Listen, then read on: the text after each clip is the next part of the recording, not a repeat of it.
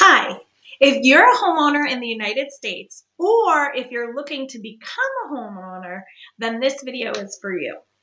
The real estate industry is going through some major changes, and I wanted to walk you through those changes so that you're fully prepared as you go through the process of selling your home or buying a new home, or just wondering about all these changes that are happening. Let's start with what the story is so far. In recent years, there have been several lawsuits against the National Association of Realtors. We call that NAR for short, and several real estate brokerages as well. NAR is the major trade body that supports the real estate community, and I'll spare you all the details, but as of August 2020-2024, several of these parties, including NAR, have entered into settlement agreements in relationship to these lawsuits, and that has resulted in a bundle of practice changes, which actually fundamentally change the way real estate transactions are happening in the United States. It's this bundle of changes that I'm going to explain to you through the rest of the video. Right about now, you may be asking yourself, wait, who are you and why should I even listen to what you have to say? I think that's a totally reasonable ask. So let me tell you a little bit about who I am. My name is Jessica Provencher, and I am a real estate associate, broker, and team leader in the state of New Hampshire.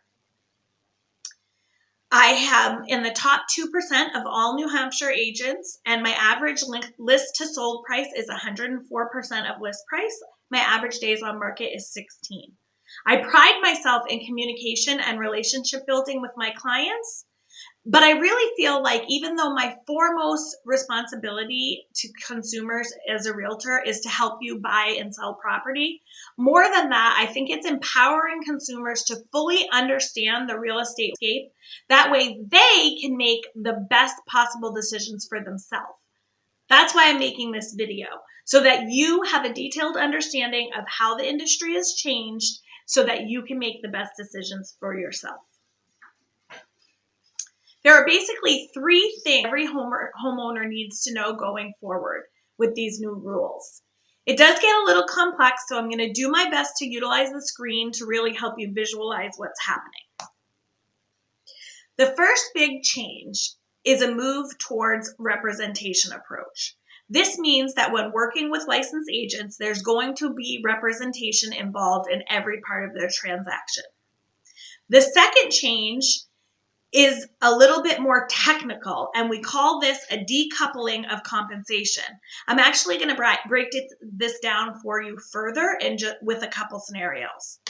And the third thing is the process and practice upgrades that'll allow you to understand how the process works, and mainly for the agents and how they deal with all these changes. So those are the three things we're going to be covering. Let's get into it. The first part is representation. To explain representation and the changes, I'm going to show you on the left what we did in the past, and on the right what we're going to do moving forward. Let's say you are what we call a seller. So you're selling your home, and in the old world, you would enter into a listing agreement with your agent. The seller, listing agreement, written agreement with the agent that outlines the details of the responsibilities of the agent, how they're going to be compensating, timelines, all those details.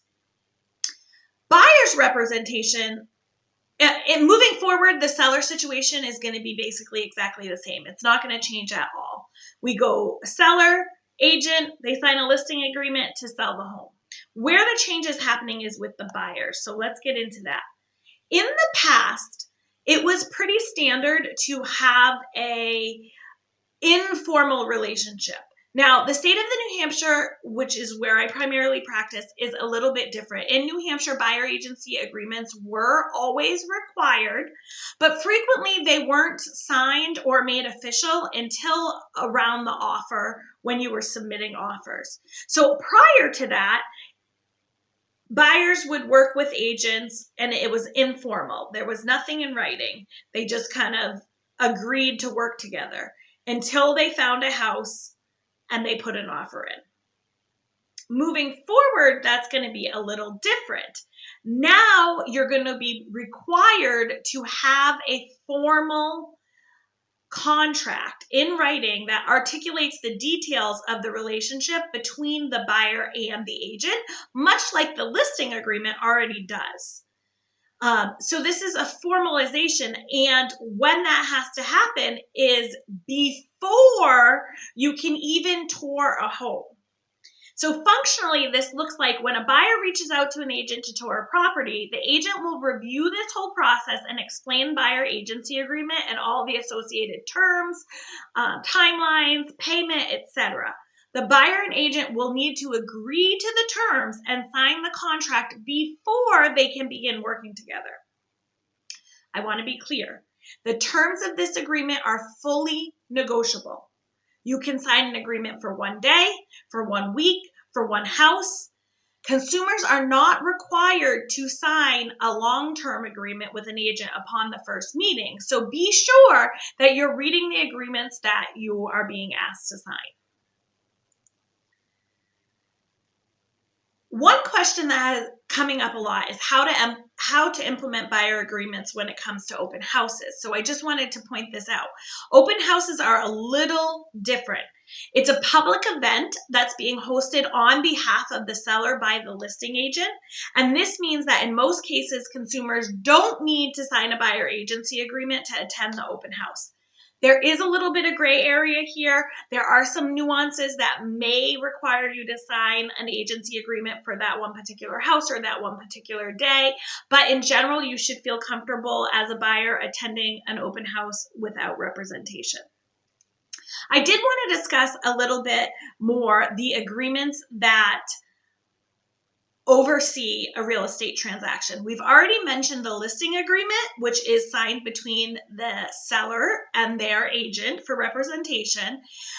There's also a buyer agreement that is signed between the buyer and their agent. And the third agreement is actually the purchase agreement. The purchase and sales agreement is the terms of exchange, and it is completed between the seller and the buyer, and it articulates the details of the transaction and what needs to happen. So these are the three agreements that govern all real estate transactions. The seller and the listing agent signed a listing agreement, the buyer and the buyer agent sign a buyer agreement, and the seller and the buyer sign a purchase agreement. All right, so I mentioned that there are three major changes we've discussed. We've discussed the first, which is representation. Moving forward, buyers will be required to enter into a formal agreement called a buyer agency agreement before touring homes. The second change is related to a decoupling of compensation, and it's a bit more complex. I think once I break it down for you, you'll understand very quickly, so let's get right to it. We're going to talk again about what happened in the past and what will happen in the future. So in the past, a seller wants to put their property on the market, and to do so, there's their house. They want to put it on the market for $500,000, and they agree to pay a total commission to their listing agent of $30,000. $500,000 for the house, $30,000 in commission.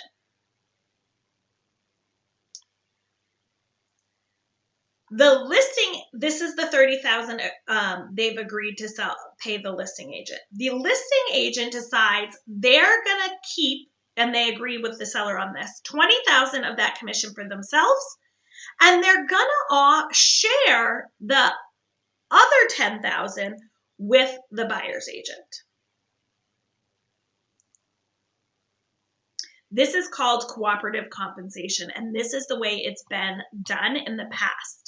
This shared cooperating compensation has been a fundamental process within real estate. It allows agents to cooperate in order to achieve the best results for their clients, and this is the way it's been done in the past. Now, I do want to add a little bit of a clarifying data. All commissions are paid actually to the broker or the brokerage, not directly to the agents. I'm saying agents for simplicity's sake, but just be aware that all payment happens to the brokerage, and then the brokerage pays out their agents. So just to clarify one more time, sellers sign a listing agreement with their agent to sell their house for $500,000, and they've agreed to $30,000 in commission. The listing agent and the seller agree that the listing agent will keep $20,000 of that $30,000, and they will share the additional $10,000 to the buyer's agent, and this is called cooperative compensation.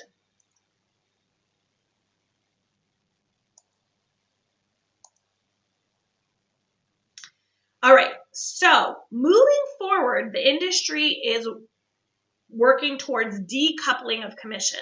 In essence, this means the listing agent is still going to work for the seller, and the seller is still going to pay the listing agent for their representation. The difference is that change is really happening on the buyer side. Moving forward, there are 4 different ways a buyer can compensate their agent.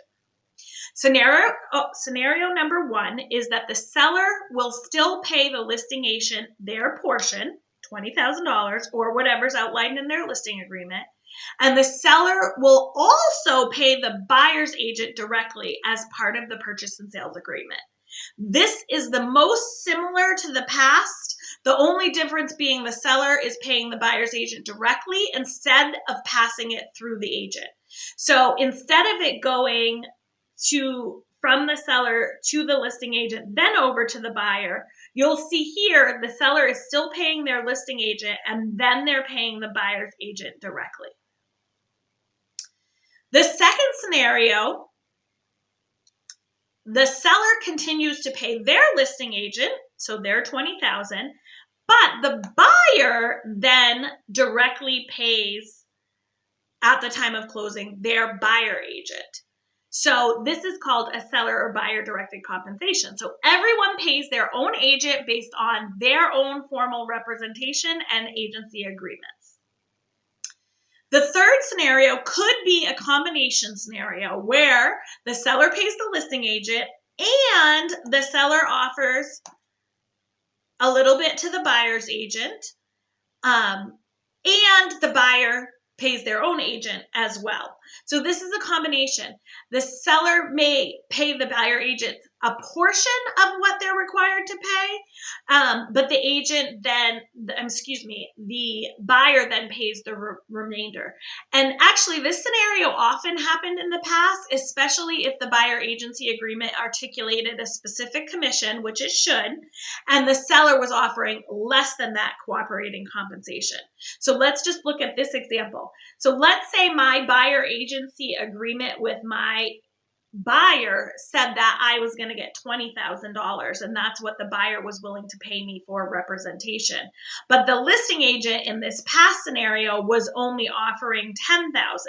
That would be a scenario where number 3 would happen. The seller was paying a portion of the buyer agent's fee, and the buyer was paying the remainder. And then there's the final scenario, and the final scenario occurs when the seller still pays the listing agent, as always, but offers a concession to the buyer that can be applied to any of the buyer's out-of-pocket expenses, including but not limited to the buyer agent compensation. So let's do a little vocabulary. A concession is an adjustment in the terms of exchange. It can include things like leaving the lawnmower, extending the closing date, anything like that is considered a concession. In this case, the seller would be offering a financial concession that the buyer then can utilize to pay their agent. So for example, I'm offering $10,000 towards the buyer's closing costs, escrows, buyer agency. They're offering them a concession of cash that they could then use to pay their agent. Now, you might be saying, well, how is this different than scenario 1? And really, the only difference is that instead of the seller paying the buyer's agent directly, the seller is giving the buyers a concession, and then the buyers decide how to utilize those funds. So, what is the major impact? Do you see it yet? The bottom line is there is no longer cooperating compensation. Moving forward, all compensation will need to be buyer or seller directed. There's no more sharing of compensation. There's no more of it happening kind of behind the scenes. As the listing agent, I negotiate commission with the seller, and as a buyer's agent, I negotiate my commission with the buyer. If the buyer needs support in paying my fee, then the buyer and seller, with the help of their representative agents, negotiate that in the terms of the terms of exchange or the purchase and sales. It's super important to recognize that the end result is the same. At the end of the day, both buyer and seller want professional representation, and they'll need to compensate their agents for that representation. In most of the scenarios we reviewed, the end results will be very close to the end result we saw in the past. But the optics, the semantics, and the mechanics of the process are what's changed. The reason for this change is to clarify and simplify what is happening so that all parties understand. This brings me to the final big change that is happening that we need to review. This has to do with advertising of offers of buyer compensation. And again, I think I mentioned it earlier, but in the past, when a listing agent took a listing, they negotiated their full fee with the understanding that they would be sharing a portion with the agent who brought the buyer. At that time, in the past, agents utilized technology platforms called MLS, or multiple listing services, to advertise the property and to advertise what they stated they were sharing in terms of buyer agent compensation. Now, there's much more than just that on the MLS, including market data, sold properties, new listed properties, average prices, average days on market, etc. Only licensed agents have access to the MLS, and this data really helps us advise our consumers.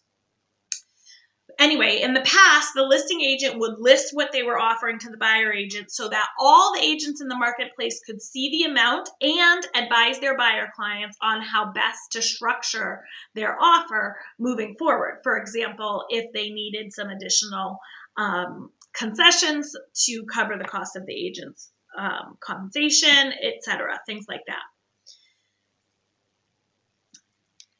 And that's what I have here. So we used to take the listing agent, had the house, they put it on the MLS, $20K for them, $10K to whoever brought the buyer, was listed on the MLS, and all the agents could see this. This was called cooperating compensation broker to broker. Going forward, we are prohibited. We are no longer allowed to advertise buyer agent compensation on the MLS. The field has been removed. It's gone.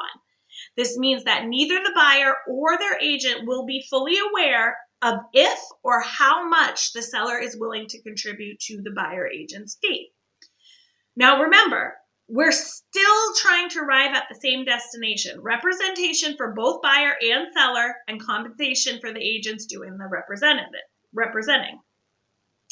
It is possible that sellers will continue to offer to pay. So there's a couple scenarios of how we get to that place.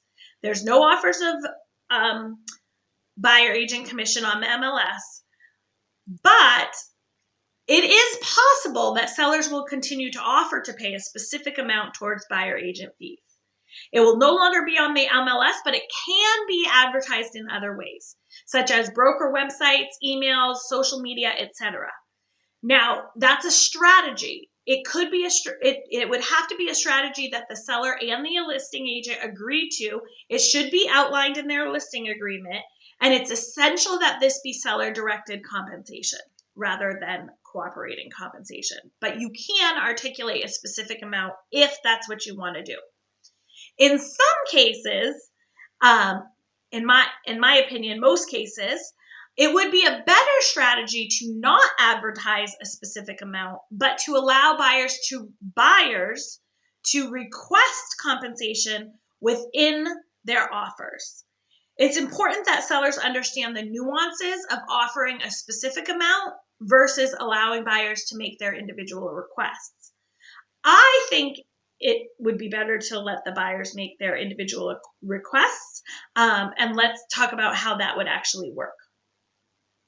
So let's say you're a buyer and you've entered into your buyer agency agreement with your agent.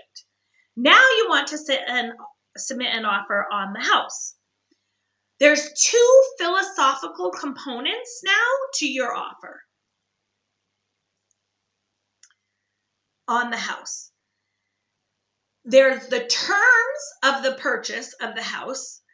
These include things like the cash, the sale price, the loan amount. Maybe there's contingency periods. Do you want the washer dryer, et cetera, et cetera. These are normal. They've always been in the purchase and sales. But now the offer is also going to include a request of the seller for the buyer agent compensation. This offer is going to be packaged and presented by the buyer's agent to the listing agent.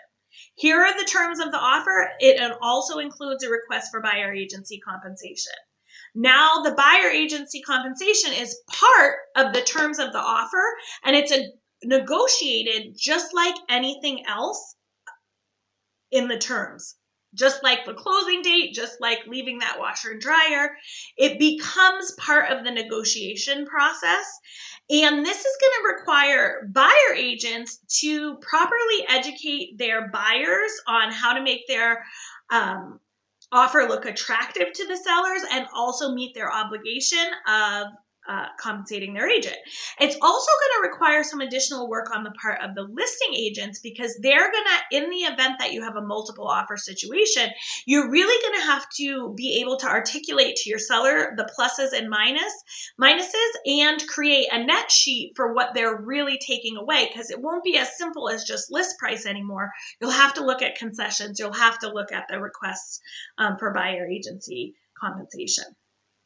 The whole idea of these practice changes are to allow for better negotiating leverage and more transparency within the process for both buyer and sellers.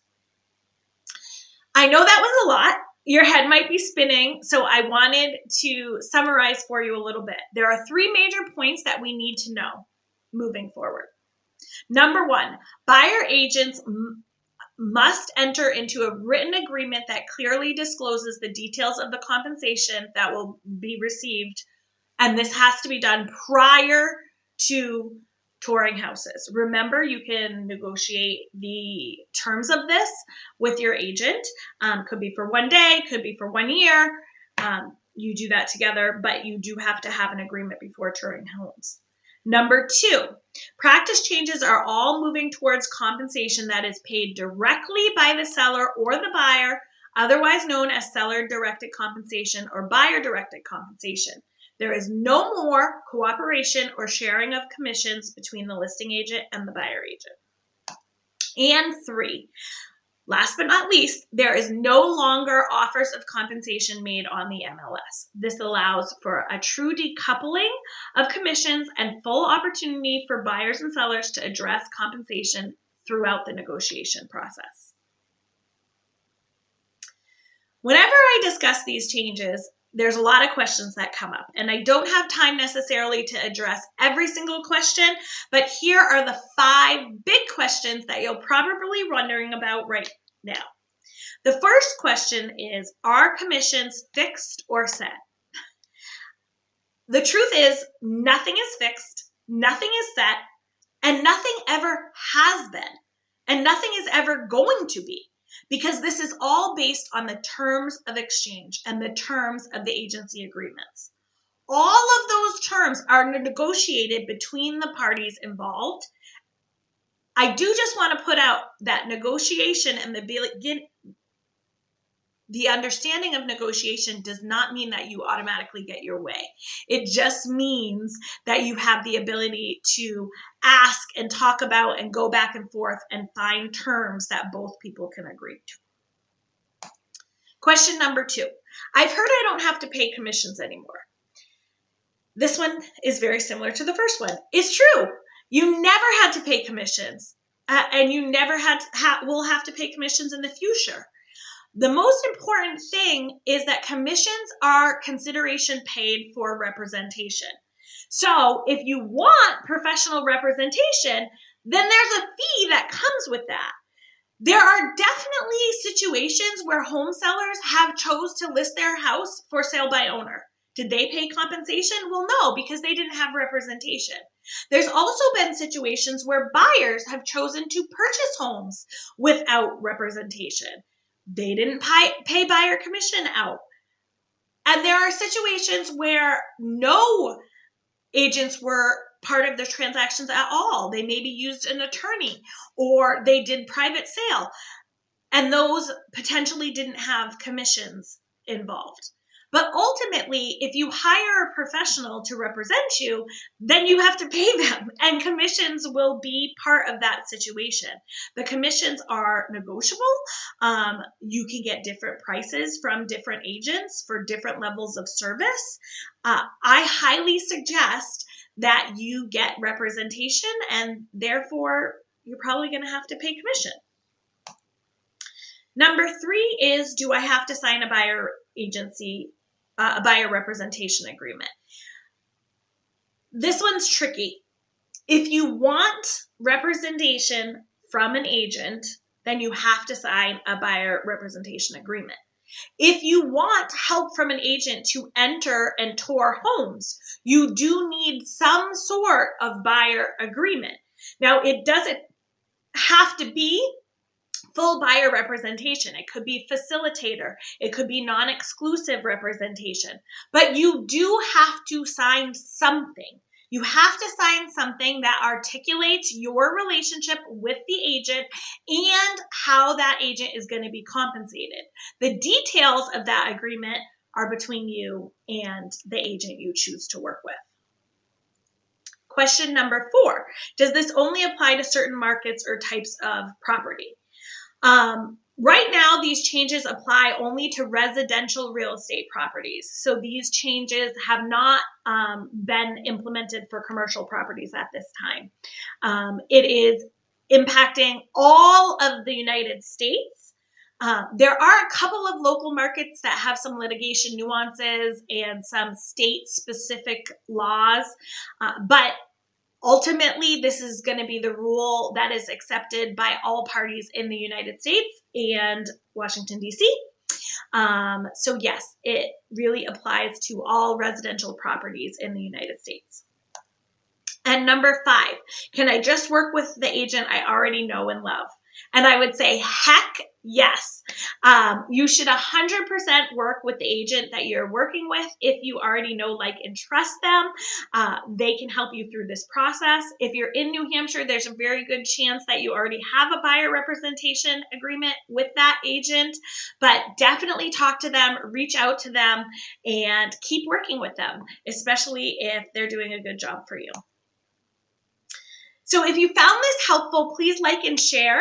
I've also put together a really quick 2-pager that outlines all of this very, very simply. So if you'd like a copy, just email us at hello@prohomesnh.com, and I will pop it in the mail or email for you ASAP so that you have something in hand.